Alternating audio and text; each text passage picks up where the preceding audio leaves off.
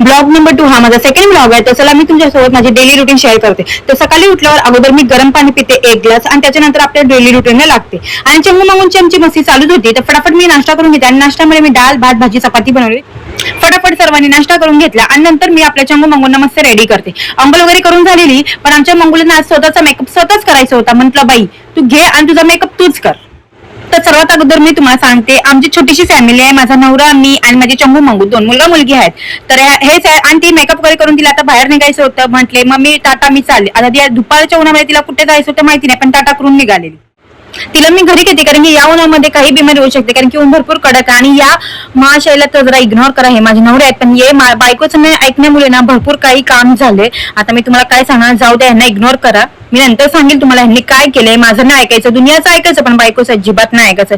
तेच गुन्हा यांच्यानी पण झालाय, त्याचीच भरपाई करायला घेतलेत. दुपारी चंगू मंगूला झोपवते आणि लाईटवाल्याचा फोन येतो की मी आलो, मला घर नाही माहिती, तुम्ही जरा इकडे गलीच्या बाहेर या करू. मग मंगूला घेते आणि चंगू झोपलाच होता. मग फटाफट जाते आणि तिला घेऊन जाते. एवढं कडक ऊन आहे ना बाहेर, काय बोलायचं. अजिबात बाहेर उभं राहायचं 1 मिनिट पण नाही, कोण उभं राहणार, एवढं कडक होतं.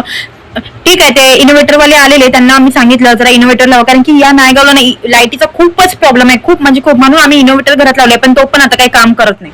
यामध्ये खरंच मी वैतागलेली बाबा, या पोरांमुळे. आणि परत ती लाईट गेली का हे नाही. लाईटवाले आलेले ना, मनोहरचा होमवर्क राहिलेला आणि ट्युशनचा टाइम ऑलमोस्ट 15 मिनिटं बाकी होते. तर त्याला पटकन मी होमवर्क करायला लावते आणि असं बाहेर निघतो. बाहेर निघाला बघते, वा व्ह्यू म्हणजे कसं एकदम दुपारी ऊन होता आणि आता एकदम असं एकदम व्ह्यू बघण्यासारखं होतं. असं वाटतं व्ह्यू एकदम बघण्यासारखं होतं. मग फटाफट हर्षला ट्युशनला सोडतो आणि आमची बया ना कुठे मोका सोडत नाही. जिथे भेटलं ना तिकडे पेप्सी घेऊन पेप्सी प्यायला लागलेली. आणि मला हा व्ह्यूज बघून एवढा आवडलेला की किती मस्त व्ह्यू आहे. थोडा वेळ बघ, हा व्ह्यूज एवढा चांगला होता ना, मला बघण्यासारखं वाटलेलं. आणि मी थोड्या वेळ तिथे मंगूला घेऊन थोडी अशी बसते, थोडी खेळते आणि त्याच्यानंतर मंगूला घेऊन येते. आणि मंगूला घेऊन येत असताना ना, मंगूची मैत्रीण म्हणजे या आजी आहेत ना, मंगूच्या मैत्रिणी आहेत, त्या चिप्स खात होत्या. तर मंगूला चिप्स येते आणि मग ती पण त्यांच्यासोबत राहते. मग चला आजचा व्हिडिओ एवढाच होता. चला भेटूया उद्याच्या ब्लॉग. आणि हो, आमच्या चॅनलला सबस्क्राईब करायला विसरू नका.